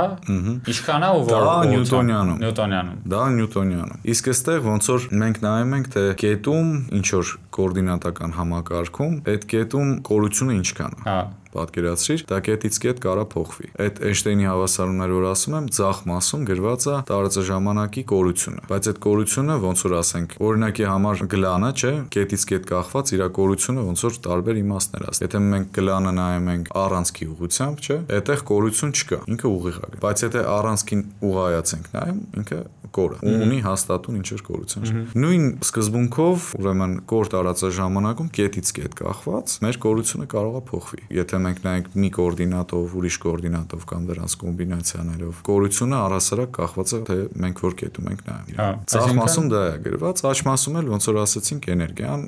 եւ զանգվածը է։ Այսինքն այդ դաշտը, որի մասին խոսում էի, այդ դաշտի ֆունկցիան այնա, թե ամեն կետում ինչքան է ծրված տարածաժամանակը։ Տարածաժամանակը ինչքան է ծրված։ Այ հիմա վերադառնանք գրավիտացիոն ալիքներին։ Գրավիտացիոն ալիքներն էլ կորությունների մեջ էլի նույն անալոգիայով ինչ որ էլեկտրամագնիսականի դեպքում ոնց որ այնտեղ կարող են առաջանալ ալիքներ, նույն կերպ էլ այստեղ այդ կորությունները կարող են ալիքի տեսքով դրսևորվել։ Այսինքն իրանք լոկալ ինչ որ կորություն, տարածության ինչ որ փոքր տիրույթում այդ կորությունը ինքը կորացնի այդ փոքր տիրույթին հարող ինչ որ մի հատ տիրույթի, նա նրան եւ այլն, ու դա ալիքի տեսքով տարածվի, ոնց որ ասենք տարածվում են էլի էլեկտրամագնիսական ալիքներ եւ ոչ միայն ակուստիկ ալիքներ կամ ծովի ալիքները թեկուզ։ Ու դա գրավիտացիոն ալիք է, որը արդեն իսկ գրանցվել է ոչ մեկ անգամ, էլի։ Իսկ ինչի՞ս են իրանք առաջանում։ Իրանք օրինակի համար կարող են առաջանալ երկու հատ էլի շատ մեծ զանգված ունեցող օբյեկտների կամ իրար հետ բախումից կամ իրար նկատմամբ իրար շուրջ պտույտից։ Այսինքն այդտեղ ոնց որ էլեկտրամագնիսական դաշտի օրինակով էլի բերեմ, որ ավելի հասկանալի լինի։ Էլեկտրամագնիսական դաշտ նախ ալիքներ ծնվում են այն ժամանակ, երբ որ լիցքը շարժվում, կամ թեկուզ հենց ծովի ալիքների։ Եթե մենք ունենք հարթ ջրի մակերևույթը, չէ, ակվարիումում, որովհետեւ մենք ալիք գեներացնենք, ինչ որ մի բանը, ինչ որ պարբերական շարժում պետք է անի, կամ անպայման չի նույնիսկ պարբերական։ Որովհետեւ եթե օրինակ լիցքը շարժվում է, ունենք այդ դաշտը իր ազդեցությունը սաղ տարածության վրա, որը ինչ որ թիվ էր, ինչ որ ուղղությամբ վեկտոր էր, հիմա որ շարժեցինք, այդ թիվը մի քիչ կփոխվի։ Կփոխվի ինչ որ ժամանակ հետո։ Այսինքն ազդանշանը այն ինֆորմացիան, որ ստեղ ինչ որ շարժում է տեղի ունեցել, գալու է հասնելու է մյուս կետին ինչ որ ժամանակ հետո, կամ այդ ինֆորմացիան ինչ որ արագությամբ է հասնելու այստեղ։ Դե այդ ինչ որ արագությունը, ասենք լույսի արագությունն է եւ գրավիտացիոն ալիքների դեպքում էլ է դա լույսի արագությամբ են տարածվում։ Այսինքն ճիշտ եմ հասկանում, որ լյուբոյ գոյ բանն էլ, որ շարժվում է, առաջացնում է գրավիտացիոն ալիք։ Իհարկե առաջացնում է։ Ուղղակի այդպիսի գրավիտացիոն ալիքները այնքան թույլ են։ Արդեն իսկ գրավիտացիոն ալիքները գրանցելը դա բարդ գործ է։ Եթե չեմ սխալվում, նախ ինչով են գրանցել, այդ LIGO կոչվածով, այսինքն Light Interferometer, եթե չեմ սխալվում, Gravitation Observer, թե Observatory, Gravitational, իրանք վերցնում են ինտերֆերոմետր, ինչ բան է ինտերֆերոմետրը։ Վերցնում են լույսի ինչ-որ մի հատ աղբյուր, դա կարող լինի լազեր։ Լազերը գցում են ինչ-որ միջանկյալ հայլու վրա, որտեղ կեսը անդրադառնում է, կեսը անցնում է միջով։ Դա գնում է, հետո ինչ-որ տեղից էլի անդրադառնում է եւ էլի այս միջանկյալ թեք դրված հայլուց կամ կիսաթափանցիկ հայլուց էլի անդրադառնում է։ Այսինքն մի հատ տենց են գցում, մի հատ էլ կողքից են գցում։ Մի հատը գնաց, հետ եկավ անդրադարձավ։ Կամ որ ավելի ճիշտ լինի, ասեմ, ոչ թե կողքից են գցում, այլ ինքը գնում է էլի անդրադառնում։ Մի հատ կարելի է նորից մի քիչ կորցրեցի թելը։ Տես, ստեղից ինչ որ լազեր է ստանում։ Սա լույսը արձակում է այստեղ։ Այստեղ դու ունես միջանկյալ մի հատ բան, կիսաթափանցիկ հայլ։ Մի մասը այնտեղից անդրադառնում է ձախ գնում, չէ, 45 աստիճանի տակ է ենթադրենք։ Ձախ գնում, մի մասը շարունակում է շարժվել։ Եվ այնտեղից էլի մի հատ հայլի ես դնում արդեն ուղիղ, որ հետ դառնա ինքը գնա այս կողմ։ Այստեղ էլ ես դնում, այս բազուկի, սրանք բազուկներ են կոչվում, էլի այդ ինտերֆերոմետրի։ Այս բազուկի վրա էլ ես մի հատ հայլի դնում ու էլի ինքը ոնց որ անդրադառնում է, վերջում դու այս կոնֆիգուրացիան այստեղ ես գրանցում։ Անդրադարձրած։ Ու դու տեսնում ես, թե այդ երկու ուրեմն եկած արդեն երկուսը, որտեվ եթե մեջտեղում մի մասը գնում է ձախ, մի մասը անդրադառնում է, մի մասը միջով անցնում է, արդեն դու ոնց որ քո փունջը կամ լույսը ճեղքեցի։ Արդեն երկու ճառագայթ։ Այդ երկու ճառագայթների միջև փուլի տարբերությունը, հաճախականության տարբերություն։ Ոչ թե հաճախականության, այլ թե փուլը մի քիչ ավելի բարդ է բացատրել է, հաճախականությամբ չէ, թե մեկը մյուսից ինչքան է հետ ընկել։ Այսինքն եթե ինչ որ այդ ալիքի սինուսոիդը սինուսոիդի այդ փուլը անենք, սինուսի արգումենտի մեջ, եթե դու պլյուս ինչ որ մի բան անես, էլի, թե ինչքան է մեկը մյուսից հետ ընկել։ Դրանով է շփվում։ Արդեն իսկ այդ դեպքում մինիմալ տատանումներ, թեկուս նու դա գետնափոր է ինքը, ստորգետնյա է, ասենք վերևում ինչ որ ճանապարհներ կամ բաներ, այնտեղ տրաֆիկը, եթե շատ եղավ, արդեն քո համար խնդրեմ է, որտեվ այդ տատանումները ինքը այնքան զգայուն է, որ կարողանում է գրանցի։ Արդեն իսկ շատ դժվար բան է։ Էլ չեմ ասում զուտ ինչ որ մի հատ օբյեկտիվ զուտ ուղիղ շարժվելուց կամ ինչ որ պարբերական շարժվելուց, ոչ շատ մեծ զանգվածով օբյեկտիվ, ոչ շատ մեծ զանգվածը, եսի նկատեմ, ասենք մոլորակի չափ զանգված էլի, արդեն խոսում ենք մեծ մասշտաբների մասին։ Դրա շարժման ընթացքում ճառագայթած գրավիտացիոն ալիքները շատ դժվար է էլի չափել։ Բայց կան շատ մեծ զանգվածով, կոլոսալ զանգվածով, ուրեմն սև խորոչ կլինի կամ նեյտրոնային աստղ կլինի, որոնք շատ մեծ զանգվածը պարունակվում է շատ փոքր ծավալում, էլի։ Շատ փոքր էլի, նույն իմաստով, մասշտաբային։ Դրանց պտույտից շարժումներից տարբեր։ Արդեն դու կարող ես գրանցել այդ գրավիտացիոն ալիքները։ Իրենք բավականաչափ ուժգին են, որպեսզի քո երկրագնդի վրա եղած սարքավորումներով դու կարողանաս գրանցես։ Եվ գրանցում են։ Այսինքն, երկու հատ ինչ որ ծանր բան, երկու հատ սև խորոչ ֆռում են իրար կողք, պտտվում են եւ մոտենում են, հետո միաձուլվում են իրար հետ էլի։ Ու այդ process-ի ընթացքում առաջանում են այդ ալիքները, այդ ալիքները գալիս են հասնում են հիմա մեզ լույսի արագությամբ։ Ու մենք sense արագ մի քիչ փոքրանում մեծանում ենք։ Այո, մոտավորապես այդ է գալիս։ Պրինցիպը դա է։ Այնքան փոքր է այդ փոքրանալ մեծանալը, որ չենք զգում կամ բան, բայց այդ LIGO բանը մեխանիզմով կարող է չափի։ Շշմելու է։ Ինչ ասեմ։ Շատ հետաքրքիր է։ Einstein-ի հավասարում։ Մի հատ է ինչ-որ բան կա, որի մասին համել են, դիտա ֆանտաստիկ չեն։ Իսա գիտական հաղորդումներում շատ են խոսում։ Տիեզերքի ընդլայնումը։ Իմ ինտուիցիան ի սկզբանե այն էր, որ Big Bang-ը եղել, որը ինչ էր, դեմից մի հատ ինչ-որ փոքր բան էր, որը գմփած, ու հիմա այդ ամեն ինչը sense դա գմփացել է, հիմա տարածվում է, էլի մեծանում է։ Բայց ոնց հասկանում եմ, այդ չի։ Ինչի նկատի ունեն այդ տիեզերքի ընդլայնում ասելով, այդ Big Bang-ի մոդելը իրականում իրանից ինչ է ներկայացնում։ Նախ Big Bang-ի մոդելը ենթադրվում է, որ ինչ որ մի պահի վաղ տիեզերքը ամեն ինչը եղել է մի սինգուլյարության շրջանակներում, սինգուլյարությունը էլի նույն իմաստով։ Կամ այս դեպքում ավելի կոնկրետ որ ասենք, շատ փոքր տիրույթում էլի ամեն ինչը տեղավորվել է։ Big Bang-ը պայթյուն է։ պայթյունը ոչ թե տեղի ունեցել ինչ որ տեղ, այլ պայթյունը հենց այդ տեղն է առաջացրել։ Կոպիտ ասած սինգուլյարությունից այն կողմ պարզ չի թե ինչ է։ Մեծ հաշվով ոչ մի բան հենց ինքը չկար, տարածությունը հենց ինքը չկար կամ մեր տարածությունը գոնե թե սենց ասեմ։ Պայթյունի ընթացքում ոնց որ սահմանեցինք, տարածաժամանակը ինքը ընդարձակվում։ Այսինքն ասել թե այդ պայթյունը ինչ որ տեղ էր եղել, չգիտեմ, սենյակում էր եղել կամ բալկոնում էր եղել կամ չէ, տեղը հենց ինքը այդ պայթյունի արդյունքն է։ Տեղ գաղափարը առհասարակ եւ տեղը եւ ժամանակը։ Ենթադրվում է, որ սկզբում դա ինֆլյացիոն մոդելներում է ենթադրվում, որ այդ պայթյունից հետո ընդարձակումը տիեզերքի եղել է էքսպոնենցիալ, այսինքն ինքը շատ արագ ընդարձակվել է։ Ինչ որ մի հատ ժամանակահատված։ Դրանից հետո ընդարձակումը դանդաղել է, բայց հիմա էլ մենք գրանցում ենք ընդարձակում։ Բայց արդեն նույն տեմպերով չի ընդարձակվում, ինչը որ վաղ տիեզերքում։ Վաղ տիեզերքում էքսպոնենցիալ, ավելի դանդաղ, բայց մեկը ընդարձակվում։ Հասկացա։ Այսինքն ժամանակ տարածությունը ինքը հենց հիմա ընդարձակվում է։ Այո։ Բայց օրինակ եթե փուչիկը վերցնես, ու իրան ասած սկսես փչել, ինքը ասած այդ սֆերան ասած մեծանում է, չէ։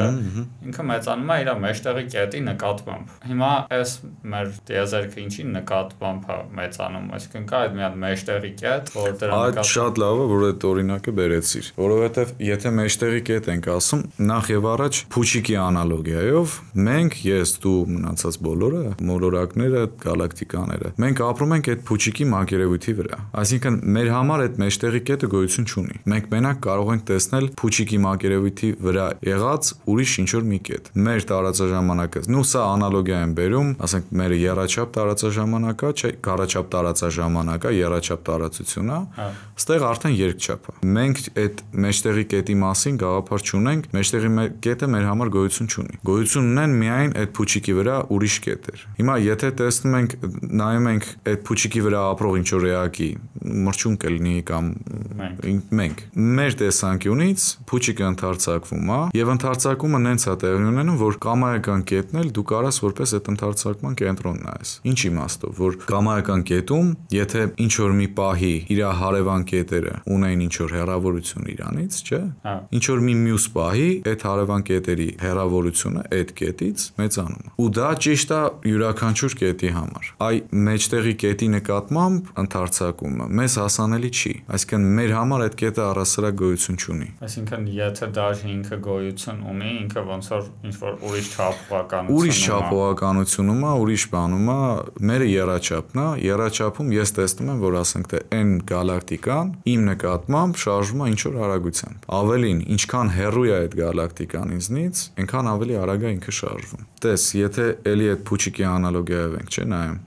Եթե վրան ինչ-որ կետեր ֆիքսենք, ասենք թե կոպեկներ ենք, դե դա դասական օրինակ է, էլի։ Փուչիկի վրա ինչ-որ կոպեկներ ենք սոսնձում, չէ՞։ Իրան մոտ կետերում, իսկապես եթե փուչիկը փչենք, ինչ-որ մի հատ ընտրված կետին մոտ կետերում, արագությունները ավելի փոքր կլինեն, քան ասենք թե իրանից ավելի հեռու կետերում։ Պատկերացրիր։ Այսինքն որ փուչիկը սկսի մեծանալ, իմ մոտի կետը ինձնից կհեռվանա, բայց դանդաղ, իսկ ինչը որ ավելի հեռու էր, ոնց որ կորությունը ավելի մեծ կլինի, ոնց արագ կհեռվի։ Նու կորությունը այդքան էական չի, դու կարաս իրան պատկերացնես հարթել տարածական իմաստով, էլի։ Ասենք թերթի կտոր ունես, չէ՞, կամ չգիտեմ, ինչ որ էլաստիկ նյութից պատրաստված թիթեղ ունես, ու դա սենց ընդարձակվում է, չէ՞։ Մոտիկ կետը էլի հեռվանում է քեզնից, բայց արդեն հեռու կետը շատ ավելի արագ է հեռանում, քան թե այս քո մոտ գտնվող կետը։ Այսինքն տիեզերքում ինչ որ բանը, որ ինչքան հեռու է, այդքան ավելի արագ է հեռվանում մեզանից, կարող է ինչ որ բանը ավելի արագ հեռվանա մեզանից, քան լույսը։ Շատ ճիշտ է, որ ասացիր ինչ որ մի բան է ավելի արագ հեռվանա, քանի որ տարածժամանակի ընդարձակման դեպքում ոչ թե ինչ որ բանն է հեռվանում, այլ հենց տարածությունն է ընդարձակվում։ Իսկ ոչ մի բան չի խանգարում, որպեսզի տարածությունը ընդարձակվի լույսի արագությունից ավելի մեծ արագությամբ, որտեվ ինքը տարածությունը մածերա չի։ Տարածությունը դա ոնց որ իրանից ինչ որ մի ինֆորմացիա կամ ազդանշան չի ներկայացնում, որ մենք ասենք, որ ըստ հարաբերականության տեսության նա չի կարող լույսի արագությունից մեծ արագությամբ շարժվել։ Հասկացա։ Հետաքրքիր է, ասենց բաների մեջ, որ գիտական ես մոտենում, ոչ թե ավելի այտենց գիտահանրամատչելի նյութերից, հասկանում ես, որ շատ ավելի շատ նյուանսներ կան։ Հա, իհարկե։ Այսինքն, որ պրոստը ասում են լույսի արագությունից մեծ արագություն չկա,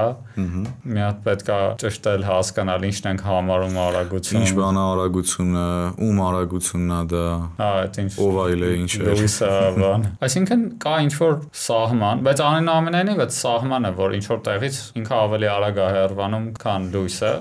Այսինքն մենք այդ սահմանից այն կողմ ինչ որ սիգնալ մեզ որ ուղարկեն, չենք ստանալու։ Իհարկե։ Ու այդ սահմանն էլ հենց դիտվող տիեզերքի, այսինքն այն տիրույթը, որը հնարավոր է այս բային երկրագնդից դիտել, որովհետև ընդեղից լույսը կհասցնի գա հասնի երկրագնդին։ Եվ շատ ու շատ օբյեկտներ, այսինքն շատ ու շատ չէ, էլի, անընդհատ ինչ որ օբյեկտներ այդ սահմանը անցնում են։ Այսինքն մենք էլ երբեք իրանց չենք տեսնի։ Հաջողություն ենք ասում։ Ֆունդամենտալ իմաստով չենք կարա տեսնենք իրանց։ Ֆունդամենտալ սահմանափակումները շատ հետաքրքիր են, որովհետև ես օրինակ որ փոքր էի, այդ հարցը միշտ կար, չէ, օրինակ սահմանափակ է արդյոք տիեզերքը թե չէ, ու եթե սահմանափակ է, դրանից այն կողմ ինչ է, ու միշտ մտածում էի դա գնանք այդ ծերը հասնենք նայենք։ Հիմա բարձում է ծերը ուր մնացել մեջերը միտեղ մի հատիկ հորիզոն կա, որ դրանից այն կողմ այն կողմ արդեն ոչ միայն չենք կարա գնանք, այլ ոչի բան չենք կարա իմանալ, որովհետև լույսը չի գալիս ընդեղից։ Կամ ինչ որ ազդանշան, որ դա էլ լույսից բացի, գոնե թե հեսպայի դրությամբ ուրիշ ոչ մի ազդանշան լույսի արագությամբ չի շարժվում։ Շատ մոտ են շարժվում։ Տարածաժամանակի ընդարձակվելը մեր վրա ինչ ազդեցություն է ունենում, ինչի մեջ ենք մենք իրան նկատում։ Մեր վրա, եթե նկատի ունես առօրյա կենցաղում,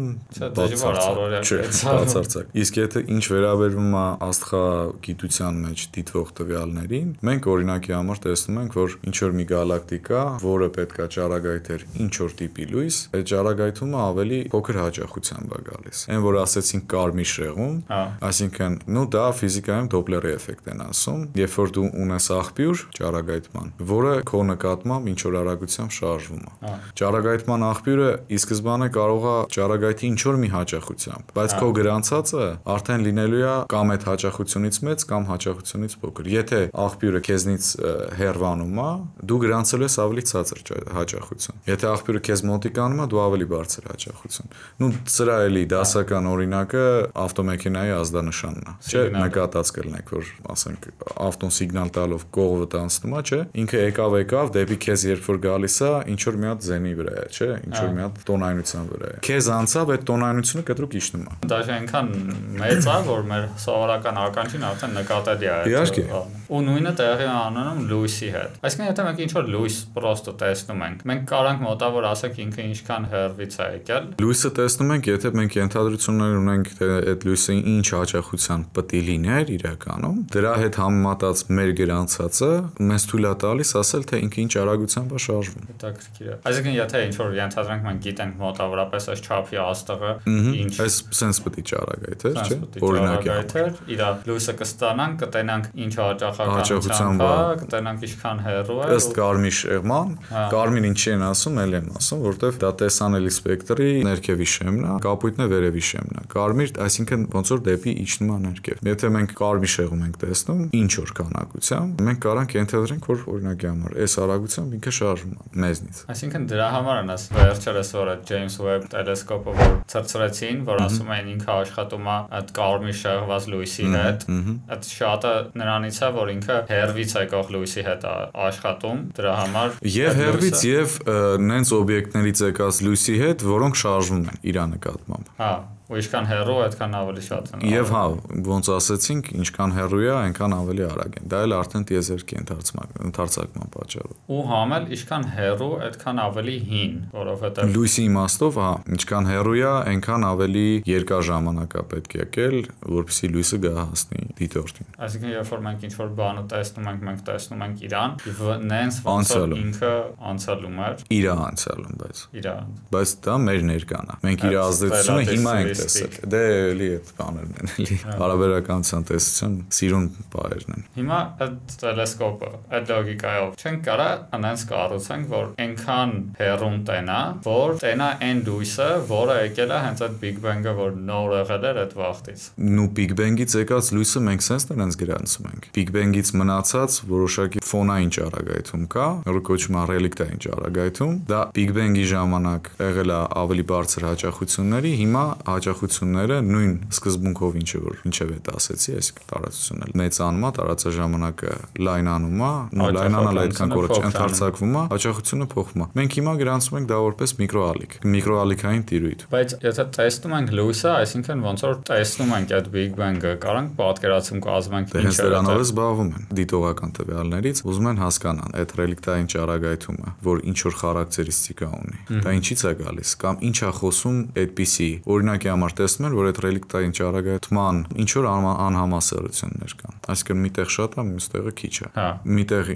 պիկ է, մյուս տեղը թույլ է։ Հիմա դա ինչ է, դա նշանակում է, որ այն ժամանակ, այսինքն տիեզերքի ծնման ժամանակ, տենց ասենք, այդ սինգուլյարություն կոչվածի մեջ եղել են ինչ որ անհամասարություններ։ Եթե դու օրինակի համար ինչ որ նկար ես անում, չէ, սպիտակ ֆոնի վրա ինչ որ կետիկներ։ Դու կարող ես sense չտեսնես իրանց, բայց երբ որ ռիսկել ես անում, այդ նկարը մեծացնում ես, արդեն այդ կետիկները լավ երևում են քո մասշտաբներով, էլի։ Հիմա նույն պրինցիպով, եթե մեծացրած ժամանակ դու տեսնում ես ինչ որ անհամասարություններ, նշանակում է դա այն գլխից ընդեղ եղել են։ Կետիկները եղել են։ Հակառակ process։ Այսինքն չնայած որ այդ singularity էր, իր մեջ ոնց որ համասարք չէր ամեն ինչ որ ծակեր կային։ Ոչ թե ծակեր, այլ օբյեկտներ, որոնց այդ շատ էլի հիպոթեզներ կան, թե ինչը կարող էր առաջացնել այդ անհամասարությունները։ Մեծ հաշվով մեծ մասշտաբներում բավական համասեռ է տիեզերքը, բավական համասեռ է, բայց էլի ինչ որ անհամասարություններ կամ ավելի կոնկրետ ոչ թե անհամասարություն, այլ անիզոտրոպիա։ Ինչ որ տրված ուղղությամբ ինչ որ մի բան փոխվում է։ Շատ միգուցե թույլ ֆոնային ճառագայթման մեջ, բայց ինչ որ ուղղություններով նայում ենք, մի տեղը շատ է, մյուս տեղը մի քիչ ավելի թույլ է։ Հարցը առաջանում, ինչու՞։ Այսինքն սինգուլյարության մեջ մեծ պայթյունը ինչից որ առաջացել է։ Դրա մեջ եղել են ինչ որ անհամասարություններ։ Թե ինչ օբյեկտներ են այդ անհամասարությունները, դա արդեն շատ բաներ կան էլի։ Ովքեր որ մենք մի երկու հատ ճառագայթ իրանց հաճախականությունները տենալով կարող ենք ենթադրություն անենք, ընդ ինչ ա եղել այդ singularity-ի մեջ։ Իրականում դեռ շատ հարցեր ունեմ քեզ Վարդազար ջան, բայց մեր ժամանակը մոտենում է ավարտի։ Ինձ թվում է մենք մի հատ ուրիշ անգամ ավելի երկար խոսակցություն կունենանք։ Հաճիկով։ Մի հատ վերջի հարցը տամ։ Մեր հիմիկվա երիտասարդներին, ով հետաքրքրված են ֆիզիկայով քիչ թե շատից, ինչ խորհուրդ կտաս։ Ֆիզիկայով եթե հետաքրքրված են, խորհուրդ կտամ նախ եւ առաջ մաթեմատիկայից չվախենալ, որտեւ եթե ֆիզիկայով հետաքրքրված ես, ինչ որ պահ գալիս, որ process-ների նկարագրությունը զուտ մատերի վրա կամ խոսքով կամ զուտ ինտուիտիվ պատկերացմամբ քեզ չի հագեցնելու, չի բավականացնելու։ Եթե ֆիզիկայով հետաքրքրված ես, մաթեմատիկայով էլ ինքնըստինքյան պիտի հետաքրքրված։ Իսկապես եթե հետաքրքրված ես, խորհուրդ կտամ կարդալ, ուսումնասիրել, Փառք Աստծո հիմա ինֆորմացիայի տարափը գնա գալիս եմ,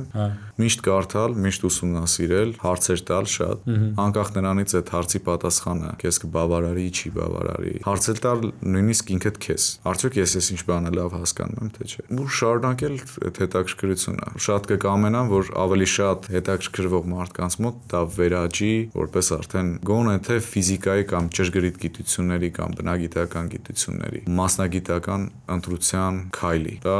իմ համար շատ ուրախ փաստ կլինի։ Դրա երկրի համար շատ ուրախ փաստ կլինի։ Մեր երկրի համար շատ ավելի ուրախ փաստ կլինի։ Դրա պատճառներն են։ Գնալով այդ հնարավորությունները, որ դու այդ մասնագիտությունում կարաս հասնես, կմեծանան։ Հուսանք։ Merci քեզ Վարդազար ջան։ Ապրես շատ։